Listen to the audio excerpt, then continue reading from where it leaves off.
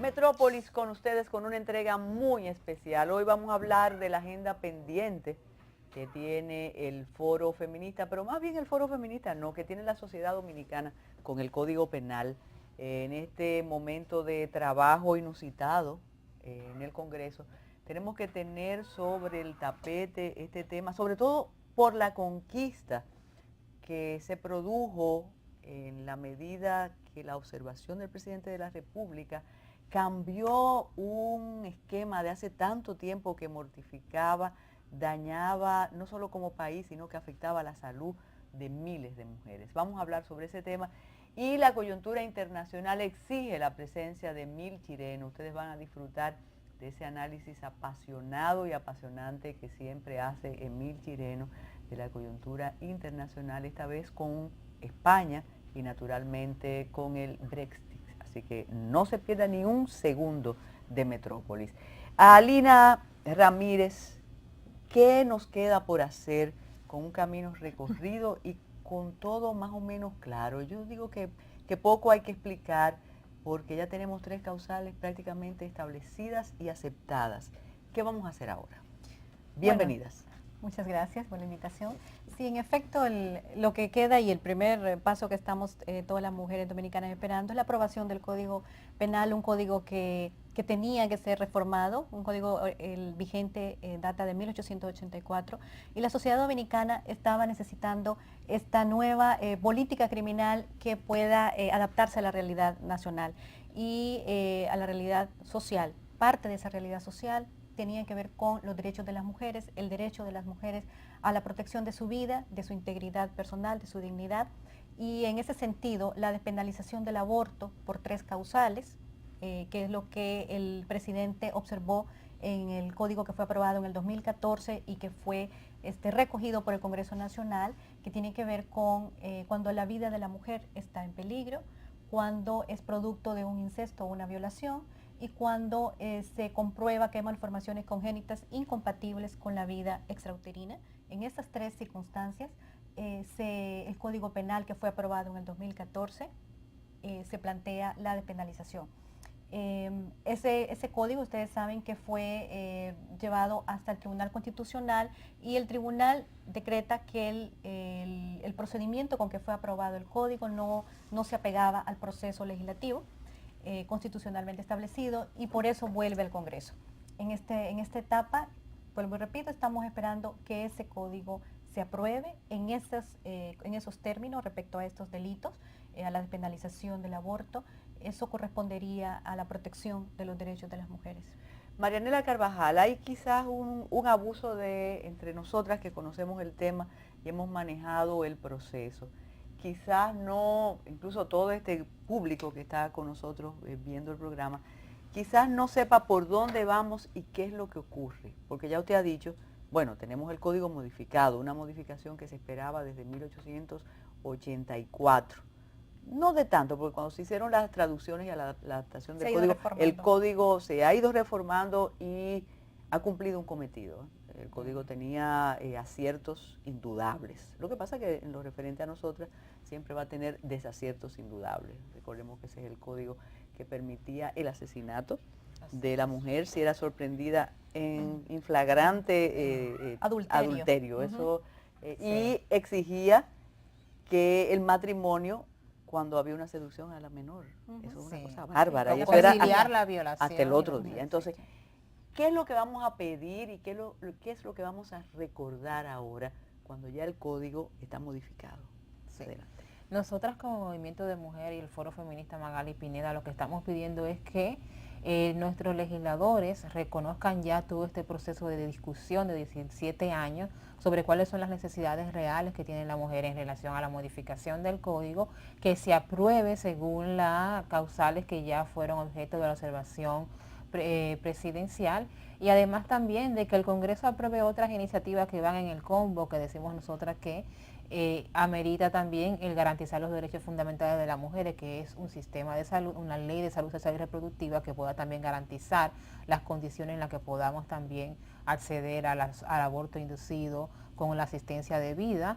y en ese sentido queremos que los legisladores dominicanos, si retoman la agenda con las prioridades que tienen ahora, antes del proceso de transición, retomen un punto que ya no puede seguirse dilatando. O sea, hay mujeres que hoy en día están muriendo, se están realizando abortos inseguros y clandestinos, y ahora mismo hay un momento de urgencia y hay que salvar vidas, y esperamos que se apruebe el consenso que se logró en el 2014, porque ya todas las discusiones de derechos se dieron. Ya todas las discusiones de cuáles son las bases las sociales y cuáles son las causas por las cuales estamos proponiendo al menos estas 3 circunstancias que son, yo creo que para cualquier persona con sentido de humanidad, justas para poder aprobarla e introducirla en el código. Creo que tenemos que ratificar esa conquista. Primero, no es aceptar y difundir el aborto como un método anticonceptivo.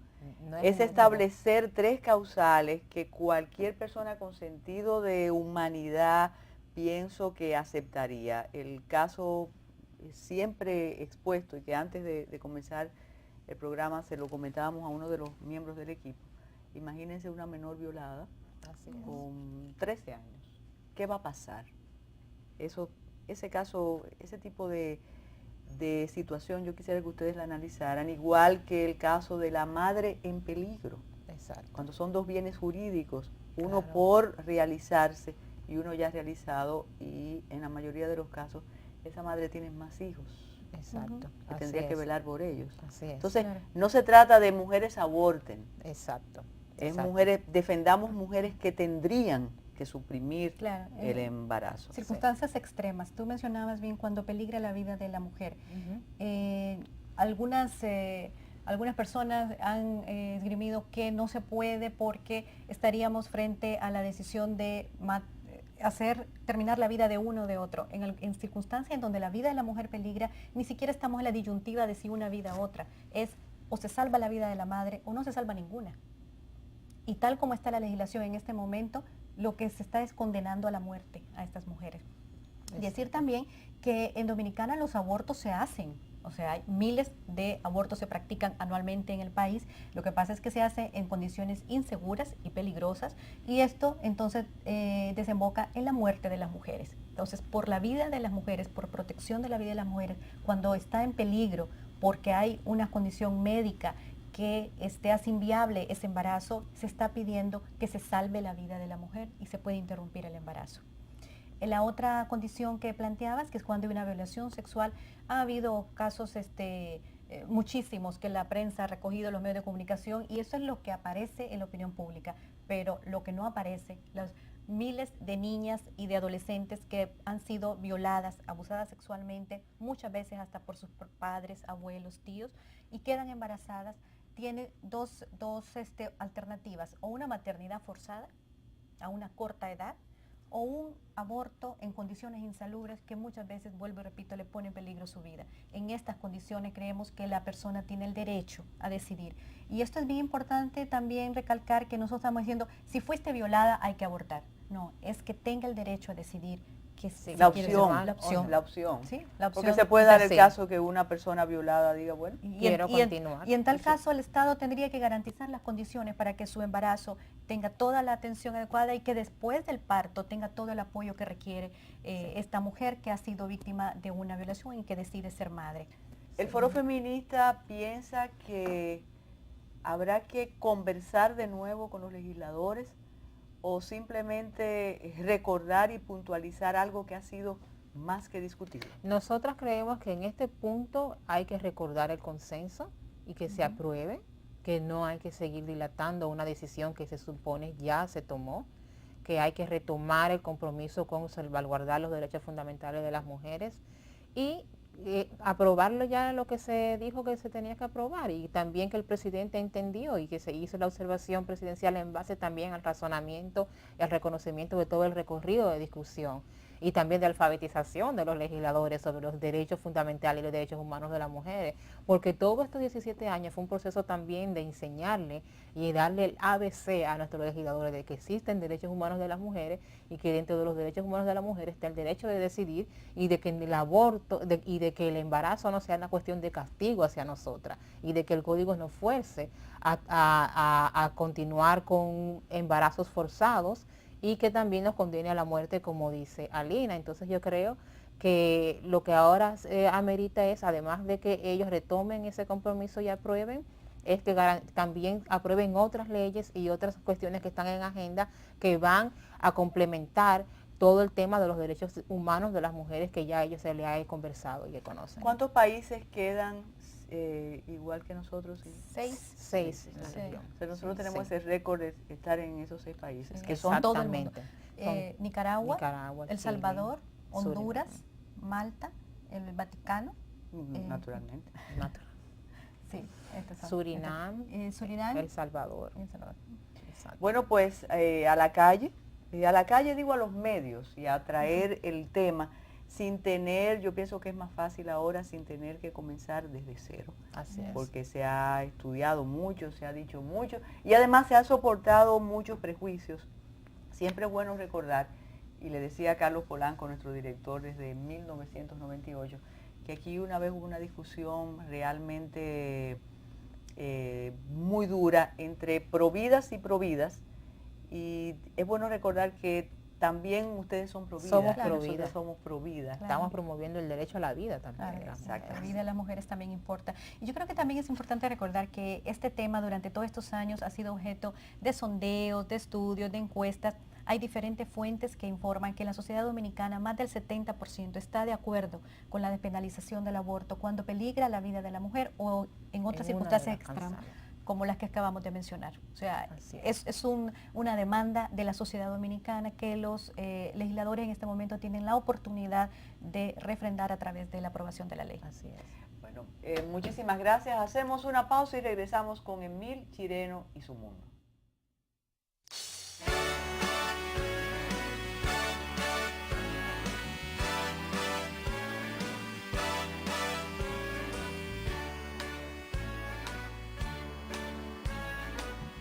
¿Tienes seguro? Lo primero que te preguntan en el hospital.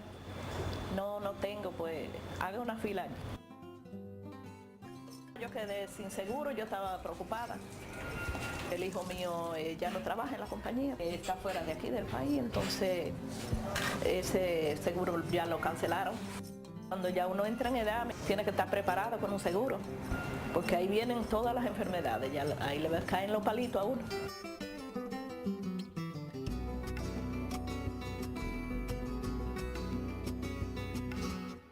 Las mujeres les da vergüenza trabajar, oíste, en casa de familia, porque eso es un afrente para ellas. Yo me siento orgullosa ahora, oye, de trabajar en una casa, porque esto es igualito que una compañía, el trabajar en una casa de familia como tú trabajar en cualquier compañía. El presidente Danilo tiene un programa para la doméstica y ya yo tengo el mío.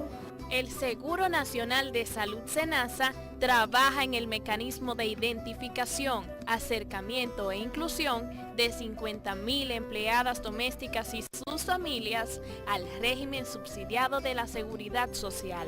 Esto representa un avance importante en materia de protección social y financiera a esa población, contribuyendo a elevar la calidad de vida de sus familias. Yo sin seguro, al decirme eso que yo tenía mi seguro, me puse muy feliz, porque sé que si me enfermo de lo que sea, sé que tengo mi seguro y que me lo va a cubrir, que no tengo que romperme la cabeza, que voy a buscar un dinerito por ahí o prestado, tú ves que voy a gastar mi sueldo.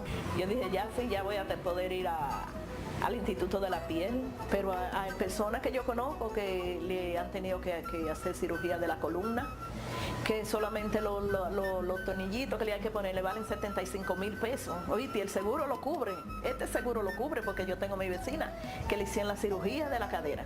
La mujer está feliz de este programa ahora mismo. Ha venido a resolver muchos problemas. Ahora van a rendir más los chelitos, claro, porque ahora no hay que pagar y tenemos ahora medicina porque también nos dan la medicina. Ya no nos pueden echar vaina a nosotras con el seguro. Oíste, ya sí. Porque ya nosotros tenemos nuestro seguro.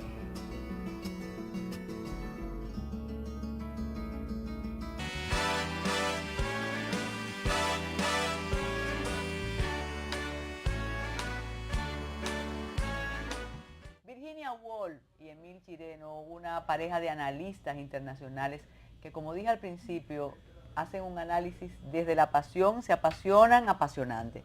La verdad que tuve la oportunidad de compartir en una reunión donde usted no estaba y Emil dijo, es que quiero hablar del tema porque me encanta, en otro programa.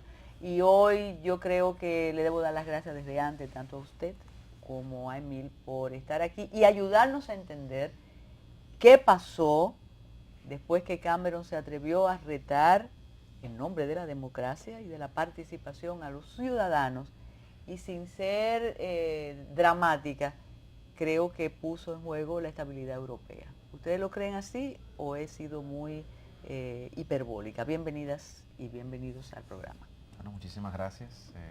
La verdad que es un verdadero placer. Y compartir con la señora aquí. Claro, claro. Espero que sea el principio de una gran amistad. De hecho, son muy poco comunes los casos donde uno puede compartir una afinidad intelectual y al mismo tiempo una atracción física y mental con una persona. ¿Ha hecho una declaración? Yo en público. Dale tu teléfono. La verdad agradezco mucho eso. Hay mucho de qué hablar y espero que podamos compartir quizá algunas impresiones. En lo relativo a lo personal, yo no creo que usted ha sido hiperbólica en lo que ha dicho. La estabilidad no de Europa, sino la misma unión del Reino Unido. El Reino Unido probablemente sea un reino desunido. No sabemos qué va a ocurrir en los próximos meses. Lo cierto es que esto parece una película. Los giros que ha dado el guión son impresionantes. El primer giro que dio el guión fue el giro del sí.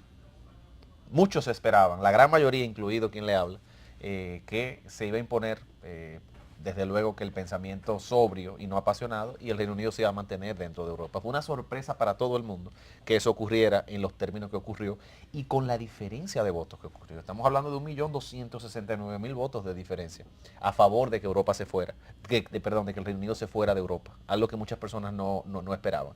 Las razones son múltiples y todavía estamos estudiando los números, pero quedan muy claras las tendencias. La primera es que se repite el patrón del votante que oscila entre los 50 y los 65 años y que probablemente no tiene una educación universitaria, que fue en los 70 el mismo idealista, que es lo que me parece muy interesante del caso del Reino Unido, el mismo idealista que votó a favor de la inclusión del Reino Unido dentro del área económica común de Europa. Sin embargo, quizás por los problemas de distribución de la riqueza que indudablemente ha experimentado Occidente y que se atribuyen en cierta medida a un hilo ideológico en el que el Reino Unido participó bastante, porque la forma en que Thatcher y Reagan incidieron en el pensamiento económico, en el pensamiento del libre mercado, en el tamaño del Estado, tuvo mucho que ver con el problema del capitalismo, con la crisis del capitalismo que está viviendo ahora mismo. ¿Cuál crisis? La crisis de la distribución de la riqueza. ¿Y por qué hago tanto énfasis en esto? Porque esos votantes que votan Trump, que votan Le Pen, que votan en este caso porque se vaya al Reino Unido de Europa, tienen ese hilo común que los conecta. ¿Cuál? Que han sido los perdedores de este proceso globalizador, que han sido los ciudadanos cuyo poder adquisitivo se ha mantenido más estático y eso desde luego los hace renuentes a abrazar un sistema económico y un sistema de integración que ellos entienden le es perjudicial. Entonces, es algo que hay que analizar y entender porque comparten este perfil de votante muchos elementos comunes. El mismo votante, como les repito, que lo hizo en el Brexit, lo hizo en los Estados Unidos. ¿Quiere decir eso que la salida del Reino Unido y la imposición de esta derecha populista y demagógica tendrá un efecto en el proceso electoral norteamericano? A mí me parece que no. De hecho, yo creo que la incidencia, si me preguntan en el plano personal, que tendrá este hecho en el resultado electoral norteamericano es la misma incidencia que tuvo la visita de Obama a favor del referendo. Cero. ¿Por qué? Porque Obama le dijo a los británicos, no voten por irse de la Unión Europea, porque no les conviene, no serán igual de influyentes, y como quiera hicieron lo contrario. Yo creo que lo mismo va a ocurrir en los Estados Unidos. Virginia, yo me imagino que con los políticos, que son seres especiales, no se da eso, cuando dije especiales no necesariamente positivo, no se da eso si yo, por qué lo hice o si lo debía hacer. Pero si vamos un poquito antes, ¿por qué se produce este, no atrevimiento, pero este lance de Cameron? ¿Usted piensa que él preveía un resultado diferente? Y si es posible, para que las personas que nos están viendo y nosotros entendamos, si es posible explicar cuál es la importancia de preguntarle a la ciudadanía si quieren o no seguir en la Unión Europea, luego de decir, no, nosotros nos vamos de la Unión Europea. Bueno, doña Carmen, lo primero que yo creo que realmente Cameron hizo la propuesta en medio del calor de una campaña política, sintió el atrevimiento del coqueteo o con ese grupo de votantes que podían seguirle por el hecho de él hacer la propuesta de salir de la Unión Europea en algún momento, por ese mismo grupo de personas del cual Emil hablaban, que la prensa y los analistas ahora lo han catalogado como los blancos, los pobres, los no educados y las personas que viven lejos de las grandes ciudades, que son básicamente los que están más lejos de ver todos los beneficios que puede haber traído la pertenencia en la Unión Europea al Reino Unido. Entonces, esa intención de ganarse esos votos a lo mejor le ha salido más caro. Yo no creo que realmente él creyó en un primer momento que esto iba a resultar en lo que resultó. De ¿Fue hecho, demagógico quizás? Eso es lo que... Totalmente. Pero claro que fue Totalmente. Y la presentación de su renuncia, inmediatamente después se dieron los resultados, yo creo que es uno de las señales más grandes de que se trató simplemente de una propuesta sin ningún contenido y sin ninguna intención de que esto resultara de esta manera.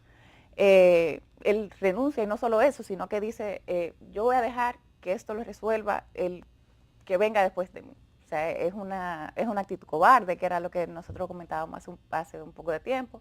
Es una especie de yo voy a armar el lío y después voy a salir de la escena y voy a dejar que esto se resuelva como sea. Y en ese mismo momento también sepultando cualquier legado positivo que él pudo haber dejado en el Reino Unido y en la Unión Europea. Ustedes han insistido en el perfil de quienes dijeron, nos vamos. ¿Por qué las ventajas de la Unión Europea no les ha llegado a esa población?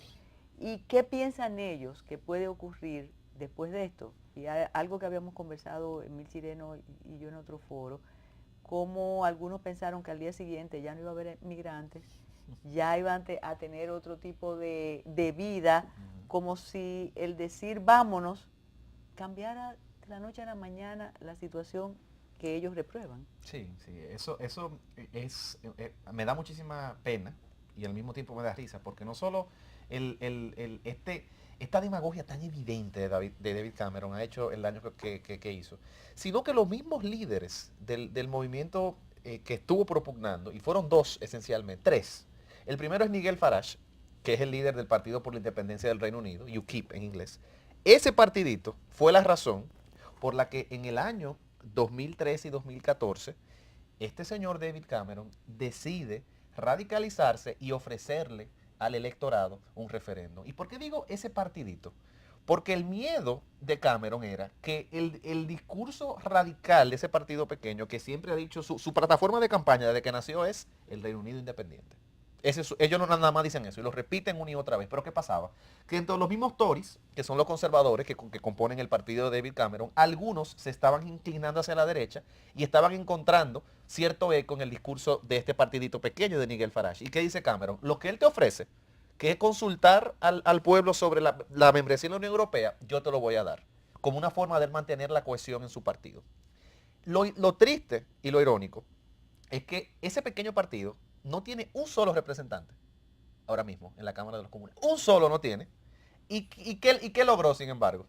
Que su principal punto de agenda en su plataforma política se convirtiera en un tema de debate nacional, que fue este referéndum, y que se diera lo que ellos siempre han propugnado. Entonces, David Cameron sobreestimó mucho la amenaza de un partidito muy pequeño, jugó con la unión de su propio país, porque ahora Escocia e Irlanda del Norte están hablando de la posibilidad de un referéndum, y por encima de todo eso, jugó también, y ese para mí el daño más grande, más que el económico, con la idea misma de la Unión Europea, con la idea misma de que un esfuerzo integrador es una meta deseable para las naciones avanzadas. Y eso es un daño muy grande, porque todo el tinglado ideológico sobre el que se construyó la idea de Europa, ahora mismo está en cuestionamiento.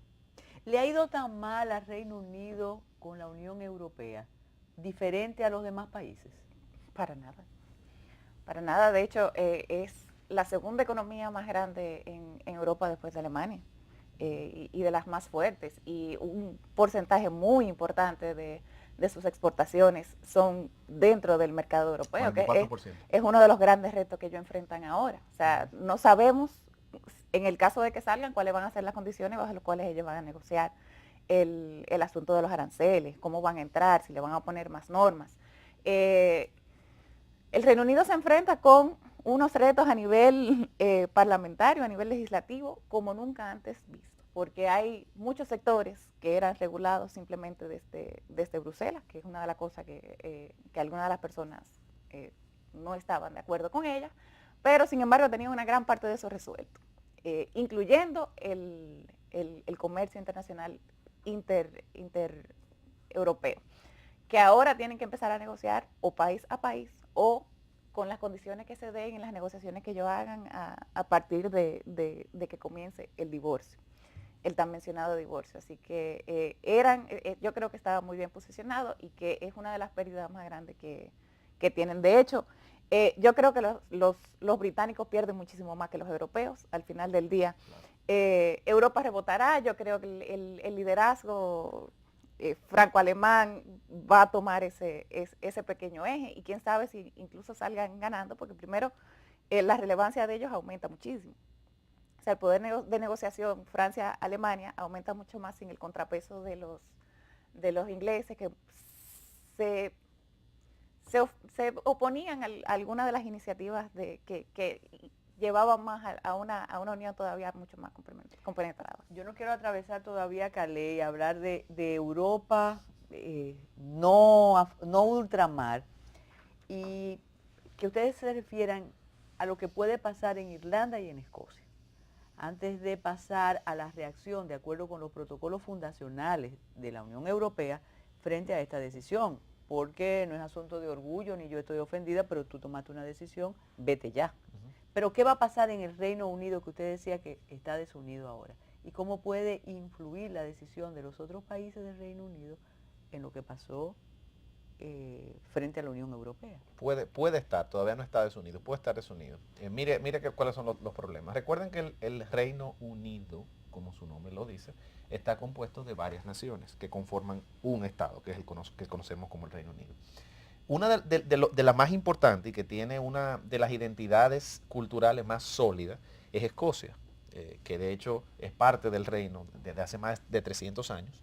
Y ustedes recordarán que el año pasado tuvo un proceso de referendo, que salió mucho en la prensa, sobre si querían ser o no ser todavía parte del Reino Unido. En aquel momento, el discurso nacionalista que abogó por un referendo, que al final no fue exitoso, porque obvio que todavía son hermanitos, se basaba en la idea de que Escocia tiene la mayor cantidad de reservas de petróleo que tiene el Reino Unido. El 90% del petróleo de los mares del norte lo tiene Escocia. Entonces, ¿qué decían ellos? Nosotros contribuimos en términos netos al presupuesto de la nación mucho más de lo que estamos recibiendo. Podemos ser independientes. Pero pasaron muchas cosas. El mundo de la geopolítica es tan variable. Cuando comenzó ese debate, el precio del petróleo estaba súper alto. Mientras se fue desarrollando el referendo, el precio del petróleo fue bajando. Entonces la gente se fue dando cuenta que el tomar un camino independiente tendría un costo económico muy alto y el referendo falla. Pero ¿qué pasa?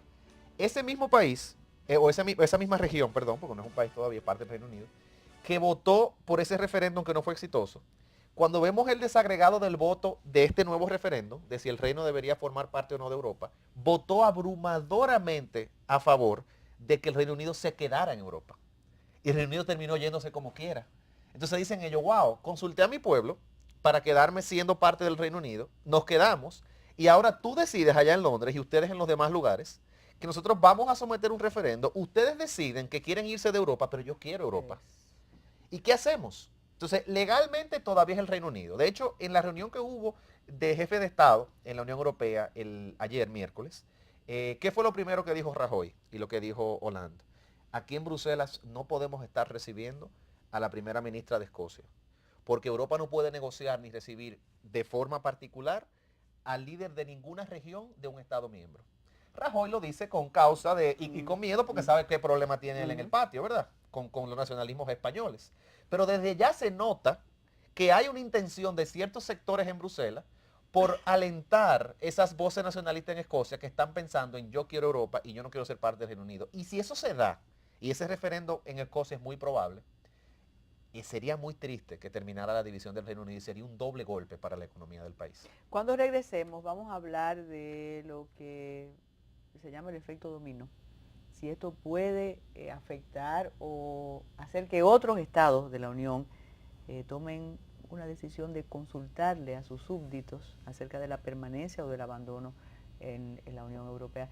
Y vamos a hablar también de qué tiene que hacer la Unión Europea con esta decisión. Hacemos una pausa y regresamos con Virginia Woolf y con Emil Chireno.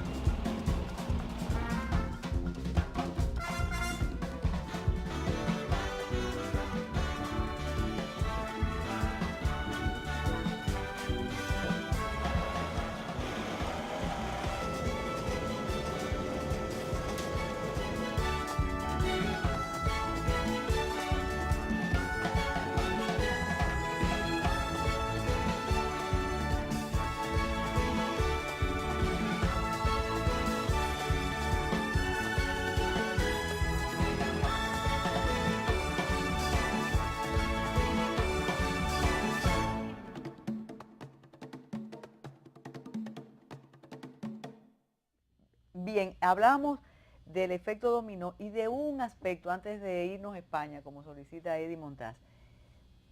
El rechazo, la xenofobia tiene que ver con esto. ¿Con qué? Con el yo me quiero ir de la Unión Europea y nosotros como país independiente y alejado allá en el mar vamos a resolver la entrada de migrantes. Sin ustedes que son tan liberales y sin ustedes que dicen entren todos. Esa es la ficha central, si usted me pregunta a mí, el tema de la inmigración. Es la ficha central. Oye, más usted cuando usted me dijo ¿por qué? No, porque es la ficha central. Yo me refería a que tiene que ver con qué. Si eres con el Brexit. Con el Brexit. Sí. Pero es que es la ficha central.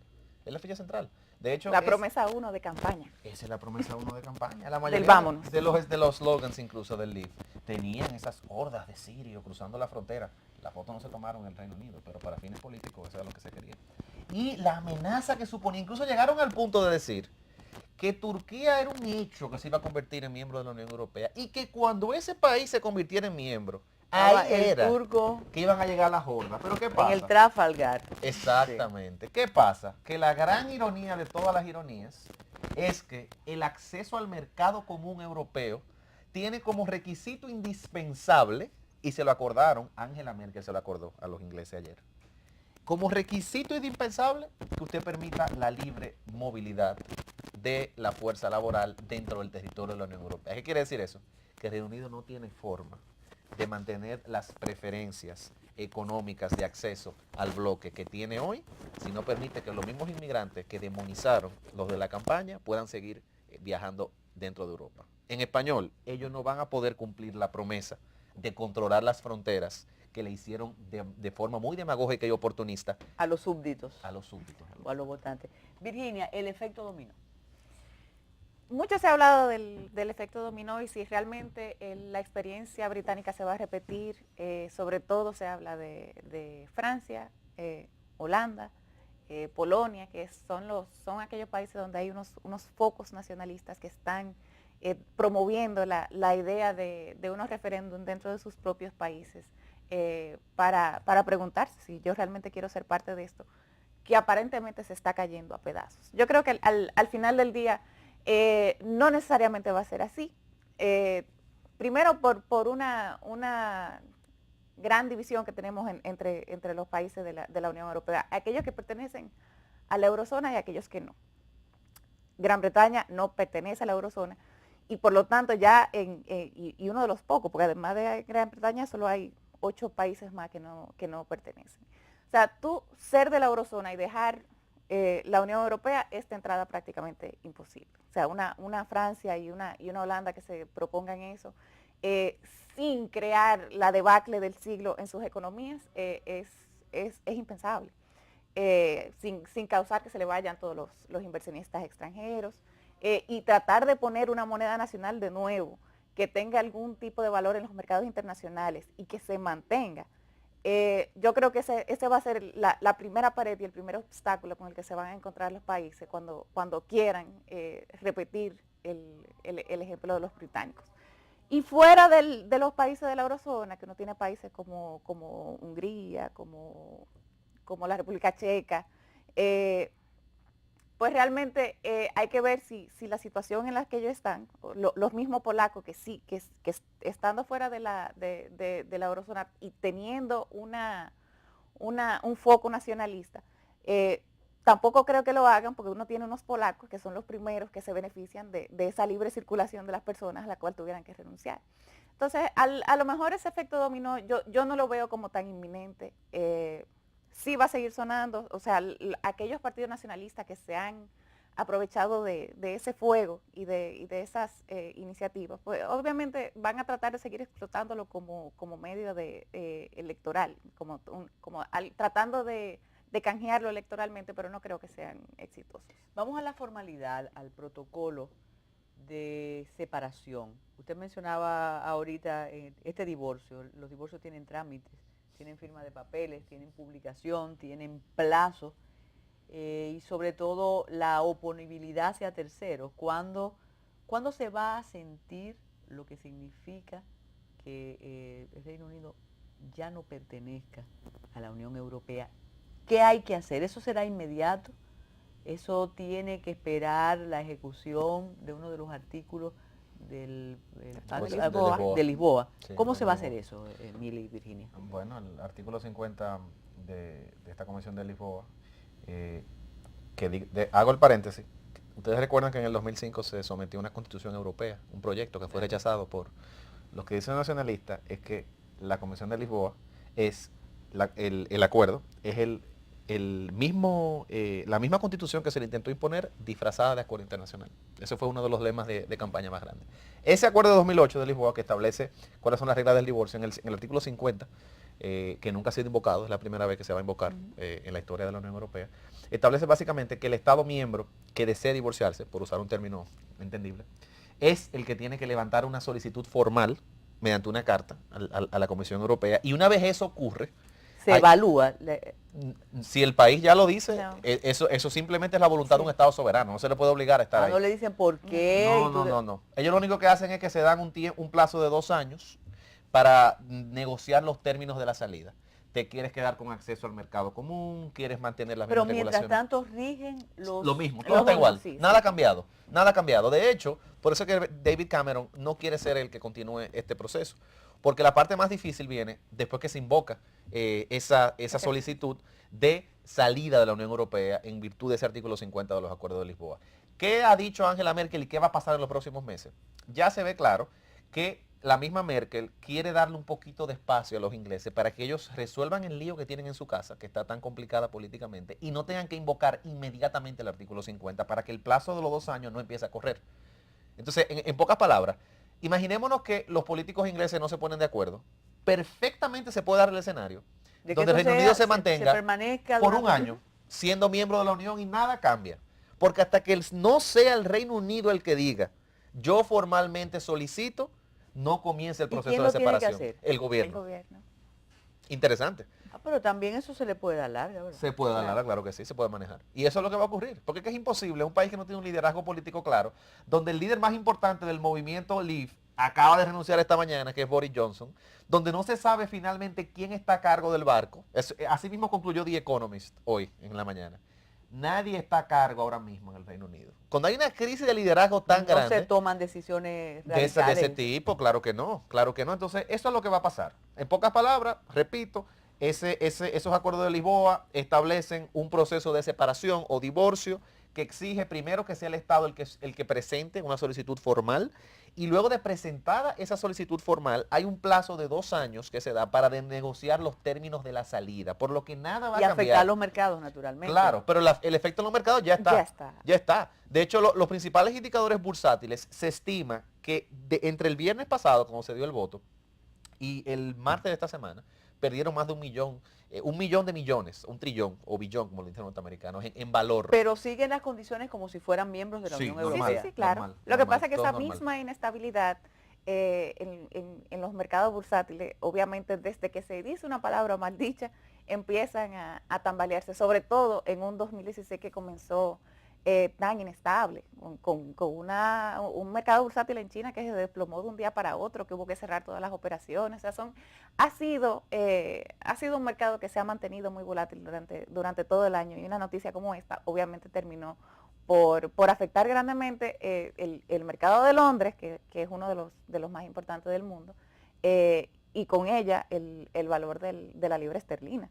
O sea, el Producto Interno Bruto del Reino Unido bajó por debajo del de Francia, solamente con el cambio que hubo del valor de la libra esterlina, y estamos hablando de cosas que pasaron en un rango de 24 horas. Oye, dramático. Eso es dramático. Sí, The Financial Times dijo hoy que la mayoría de las pérdidas, no de la libra sigue muy devaluada, creo que está a 1.30 por dólar, cuando estaba a 1.60 y pico hace 2 semanas. Pero la mayoría del valor de las acciones de las empresas británicas se ha ido poco a poco recuperando desde el viernes pasado hasta hoy. O sea, ese virón que hubo en 2 días fue muchísimo más impacto y muchísimo más medio que técnicamente golpe económico. Hay problemas serios, pero no tan serios como pensamos que iban a ser el viernes. Eso dice esta mañana de Financial Times. Entonces, no podemos decir que el fantasma del Brexit amenaza a Europa todavía. Sí, o sí lo podemos decir. Amenaza, porque es que ideológicamente, cuando usted ataca la idea principal sobre la que se sostiene Europa, ¿cuál?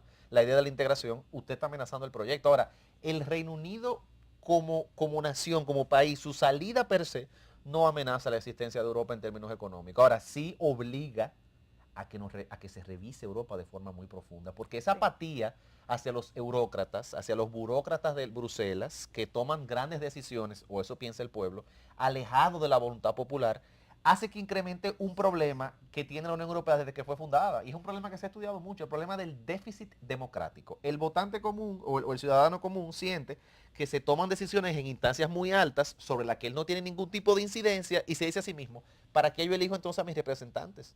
Si al final, representantes que yo no voto, votan regulaciones que me afectan y que le cuestan al erario público. Decisión. Claro, entonces ese tema Europa tiene que buscar una forma de solucionarlo, y yo creo que este es un llamado importante lo que está ocurriendo ahora mismo para que Europa se reevalúe. De hecho, a mí me sorprendió escuchar de amigos muy inteligentes, un dominicano por ejemplo, el primero que es aceptado en la escuela de historia en calidad de doctor en Harvard, se llama Marino Fan, de hecho se va ahora en agosto, un tipo brillante. El otro día estamos discutiendo este tema y me dice, pero es que los eurócratas son unos acomodados, que tienen unos grandes salarios, que están desconectados del pueblo. Ese mismo discurso que uno escucha de otro tipo de personas te lo está diciendo alguien que realmente ha estudiado el tema, y tú dices, wow, cuando jóvenes como ese, que tienen una preparación y una formación tan acabada, están dudando de la burocracia por esos argumentos, entonces sí hay peligro. Algo hay que evaluar. Hacemos una pausa para irnos a España y saber si pudimos o no podemos.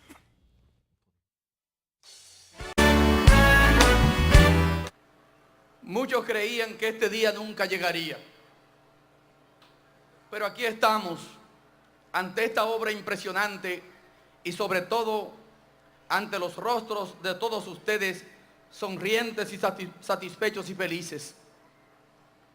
No tengo palabras para explicar la alegría que me embarga en este momento.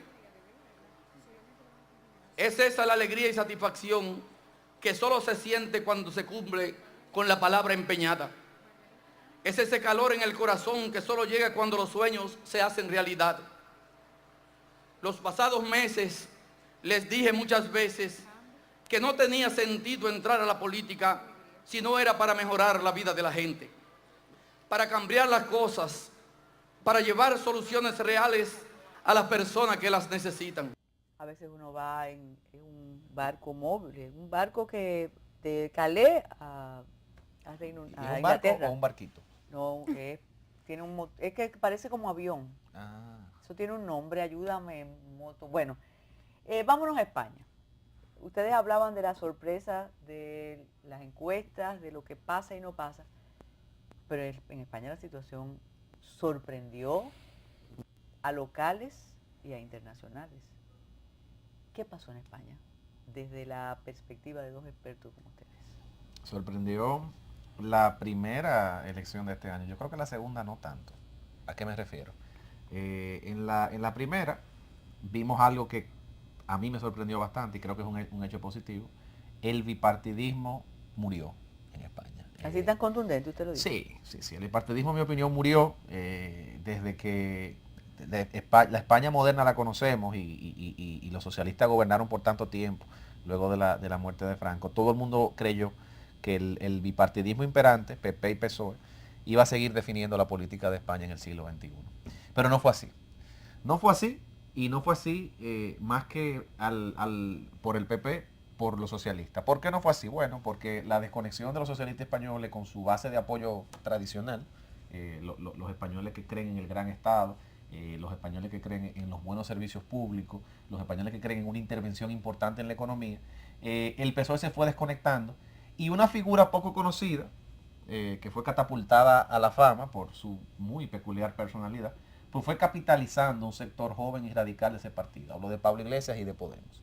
Este señor, que desde luego se convierte en sí mismo en una fuerza política importante en las primeras elecciones que ocurrieron este año, es el que augura y el que hiere de muerte, en mi opinión, no solamente el bipartidismo español, sino el mismo PSOE. Y eso es algo que quizás sea bueno, el fin del bipartidismo, porque indudablemente se distribuye el poder de una forma muy distinta. Pero lo malo es que no estamos hablando de un gobierno que se rige bajo un sistema presidencialista como el nuestro. Estamos hablando de un Estado, primero con grandes zonas autónomas, un Estado federal que depende de gobiernos de coalición y de un primer ministro que surge como producto de las alianzas que se hagan en lo que el consenso es fundamental. Eso es fundamental. Entonces, en un sistema bipartidista quizás sea un poquito más fácil el uno buscar mayoría, pero cuando se segmenta tanto el poder, como está ocurriendo en España, ahora se hace cada vez más difícil. ¿Y cuál es el mapa político que tenemos? Tenemos a un Mariano Rajoy, que le tocó recibir una España golpeada por una crisis económica que muchos atribuyen, quizás no con mucha base, pero lo atribuyen porque estaban en el gobierno, a los socialistas y a José Luis Zapatero. Y esa España, Rajoy pues trata de sacarla de una crisis. Lo hace con notas positivas y negativas en ciertas áreas, pero sin embargo está en el poder. Ese Rajoy se enfrenta a un líder que muchos consideran débil en la izquierda española, en la izquierda tradicional, en el PSOE, a un Pedro Sánchez, que tiene una oposición fuerte dentro de su propio partido, pero un electorado que está muy hastiado de los conservadores y está muy hastiado del PP por múltiples razones, no solamente por el tiempo que tienen el poder, sino por las múltiples denuncias de corrupción. Han sido muchos los escándalos la votación mediáticos. ahora, en la segunda, y ahí quiero llegar, no en la primera, porque Rajoy pasó de tener una super mayoría cuando llegó al poder a verse solamente con 123 curules en las Cortes. Fue una caída estrepitosa la que sufrió el PP. Lo que pasa es que el PP comenzó con un mandato poderoso, post-crisis, de un pueblo que estaba buscando un partido que lo sacara de ese problema económico, y luego se fue desgastando en el poder. ¿Dónde está el mapa hoy? El mapa hoy tiene básicamente un tranque, para que el público lo entienda. Se hicieron unas segundas elecciones, precisamente porque no hubo un acuerdo o una coalición que permitiera que se tuviera un primer ministro sólido en España. Esas primeras elecciones dan como resultado a un Pablo Iglesias poderoso con Podemos, a un PSOE con Pedro Sánchez un poquito más debilitado, una estrella ascendente, pequeñita, en Ciudadanos, un partido que muchas personas no entendían que iba a calar mucho porque tiene una agenda centrista, de centro derecha, no tan hacia la derecha como Rajoy, y un Rajoy debilitado. No se forma una coalición y nos vamos a unas segundas elecciones, porque no hubo forma, ni siquiera con la intervención del rey. Claro. No hubo forma. ¿Y qué es lo que a mí me sorprende de este segundo proceso? Un poco. Que a Rajoy le fue exitosa la estrategia que utilizan algunos políticos en la República Dominicana. El silencio. La estrategia del silencio. Mientras no sabíamos qué iba a pasar, yo soy el primer ministro. Mientras hay un grado de incertidumbre, yo tengo el control del poder. Y mientras hay un problema de desunión, al final yo sigo siendo la cara. Entonces, jugando a eso, jugando a las mieles del poder y lo que puede lograr, él aumentó en 10 curules. Como esto se está acabando, yo quiero que Virginia concluya con lo siguiente. La unión, los acuerdos que hizo Podemos, ¿le perjudicaron más que le beneficiaron? Bueno, yo creo que al final ellos se van a ver obligados a negociar. Y al final del día los partidos pequeños se benefician de esa clase de cosas porque adquieren cuotas de poder que de lo contrario todavía no llegarían. Al final uno tiene un pueblo español que lo que está es hastiado de política. O sea que obligar a unas terceras elecciones ya sería una cosa imposible, o sea, Imposible, improbable. No imposible, pero improbable. Viable, yo quisiera decir. Sí, sobre todo por no solo el costo político que le va a costar a todos los que están involucrados, sino el costo ¿Usted siempre económico. está de acuerdo con Emil? No. No. A mí me llama la atención la muerte que él le decreta al bipartidismo en España. ¿Usted está de acuerdo? Yo, a lo mejor no ha muerto, pero está bien herido. Está bien herido y puede que al final no es que se haya muerto, sino que simplemente vayan haciendo con nuevos actores. Nosotros aquí en República Dominicana presenciamos algo parecido con una de las principales fuerzas políticas que fue muriendo poco a poco. Y al final desapareció y no significó que los sistemas políticos dominicanos cambiaran completamente, sino que los actores fueron cambiando y fueron surgiendo caras nuevas, lo cual no es necesariamente algo malo. Con esta segunda votación, ¿se ratifica el conservadurismo en España? No. Yo creo que es mejor, se aplica un viejo adagio, que en tiempos de crisis es mejor uno optar por un malo conocido que un bueno por conocer. Yo creo que hay demasiada incertidumbre en Europa y lo más lógico para un votante en tiempos de incertidumbre, en tiempos donde el mar está bastante inquieto, es simplemente seguir con lo que ya conocemos y eso benefició a Rajoy. Eso benefició a Rajoy. Muchísimas gracias y ustedes tienen una cita pendiente aquí para un programa completico con ustedes, el dúo dinámico, y ustedes gracias por seguir con Metrópolis.